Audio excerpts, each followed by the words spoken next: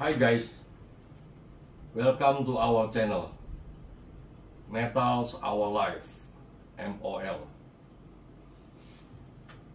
Hari ini kami akan bahas stainless steel dan polisi.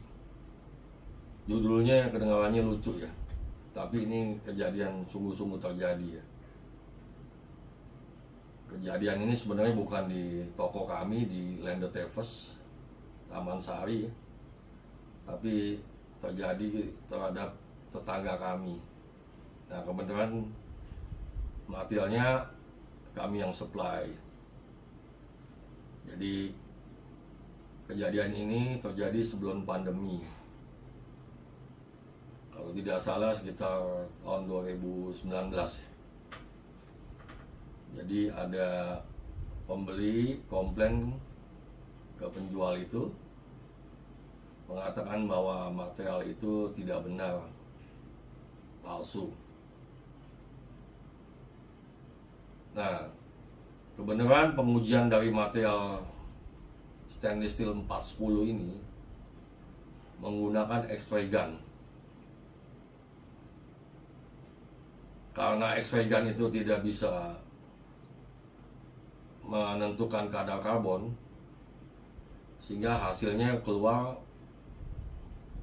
3 macam ya. Jadi bisa stainless steel 410, 416 atau 420. Disinilah ilmu pengetahuan berperan sangat penting. Jadi tanpa ilmu pengetahuan akan terjadi kesalahpahaman dan berbuntut keributan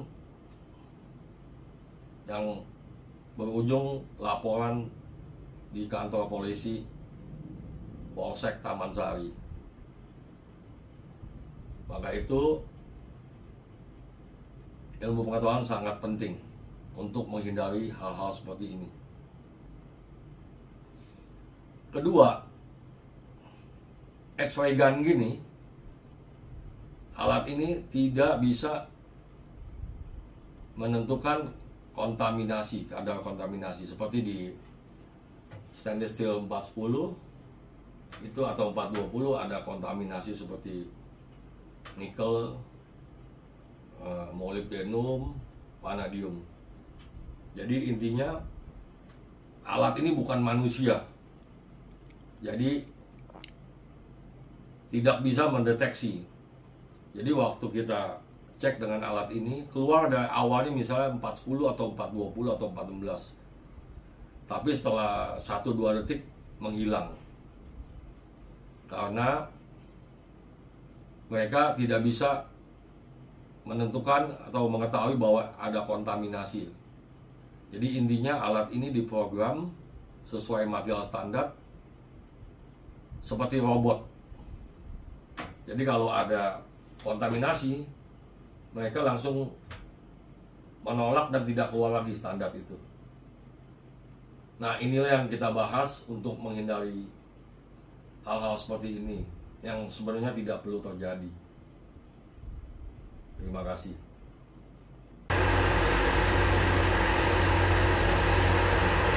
Seperti Anda lihat, hasilnya keluarnya itu adalah 410, 416, 420. Karena alat X-ray gun ini tidak bisa menentukan kadar karbon gitu. Nah, ini yang memicu keributan. Terima kasih. Di belakang saya ada rak berisi as 410, 420. Setelah kita cek dengan X-ray gun, hanya timbul di awal saja, kemudian menghilang. Karena alat ini tidak memasukkan kontaminasi yang diperbolehkan seperti nikel, molybdenum tidak dicantumkan, sehingga awal saja keluar kemudian menghilang. Itu yang menjadi masalah keributan dan perdebatan. Sebenarnya di tabel itu kontaminasi itu diperbolehkan. Jadi bukan sama sekali tidak boleh. Terima kasih. Sesuai yang saya bicarakan tadi, alat X-ray gun itu tidak bisa mengecek kadar karbon. Makanya kita menggunakan spektrometer untuk mengecek kadar karbonnya. Spektrometer ini jauh lebih detail daripada X-ray gun. Cuma kelemahannya, alat ini hanya menguji destruktif tes ya. Jadi barangnya harus dipotong dulu, dirusakin, diambil sepotong, mungkin diameter 5 cm, ditaruh di sini, baru dicek. Kalau alat yang X-ray gun dicek tidak merusak benda kerja. Ini kelemahannya di sini. Jadi kalau barangnya di lapangan gede begitu, tidak mungkin bawa alat ini gitu, terus potong gitu. Itu udah nggak mungkin gitu. Di tabel ini saya cantumkan komposisi kimia dari stainless steel 410, 14, 420. 420 lebih tinggi karbonnya dibandingkan 410 dan 416. 416 itu hanya perbedaannya dengan 410 ditambahkan sulfur. Sulfur itu untuk supaya bendanya jadi getas, jadi bubutnya enak gitu.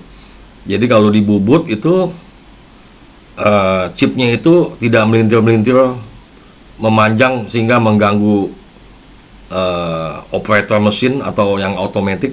Jadi putus-putus gitu, seperti beras kecil-kecil gitu ya. Jadi beras pecahan gitu. Jadi tidak mengganggu proses operasi gitu. Itu tujuannya seperti itu. Yang penting yang harus diperhatikan adalah kadar karbonnya minimal 0,1% agar bisa di-harden atau disepuh dalam bahasa Indonesia. Agar kekerasannya atau hardness-nya naik. Kalau di bawah 0,1 tidak bisa di-harden. Terima kasih. Hasil pemeriksaan menggunakan spektrometer maupun menggunakan X-ray gun. Jadi untuk spektrometer yang di atas itu 410 kadar karbonnya 0,14. Datanya sangat detail dengan elemen-elemen lain. Untuk 420 situ karbonnya 0,3%. Dan di bawah itu saya bandingkan kelemahan maupun kelebihannya. Spektrometer itu destructive test, jadi benda harus dipotong, portable limited, jadi nggak bisa dibawa seenaknya karena besar. Tapi ada kelebihannya, spektrometer bisa cek light metal, jadi logam ringan seperti aluminium, beryllium, magnesium, juga bisa cek non metal seperti karbon, silikon, nitrogen. Ya, kalau X-ray gun itu kelebihannya non destruktif, jadi bendanya nggak usah dipotong, nggak usah dirusak. Tapi kekurangannya itu untuk mengecek light metal, logam ringan maupun non metal yang bukan logam terbatas. Terus kelebihannya itu dia portable ya. Terus untuk mengecek karbon juga tidak bisa gitu, kelemahannya gitu. Terima kasih. Ya, di akhir video ini kami ambil satu kesimpulan bahwa pengetahuan ilmu itu sangat berharga. Jadi untuk menghindari hal-hal yang tidak diinginkan, keributan atau perdebatan antara penjual dan pembeli tidak terjadi lagi. Habis melihat video ini, karena dengan penjelasan di video ini maka kita dapat hemat waktu untuk berdebat, untuk komplain ya, yang sebenarnya tidak perlu terjadi. Jadi video ini saya berharap edukatif, mendidik masyarakat agar mengerti, memahami, sehingga kita dapat hemat waktu untuk hal-hal yang tidak perlu terjadi. Jangan lupa, apabila suka video ini, subscribe, like, share, dan komen. Auf Wiedersehen. Tschüss.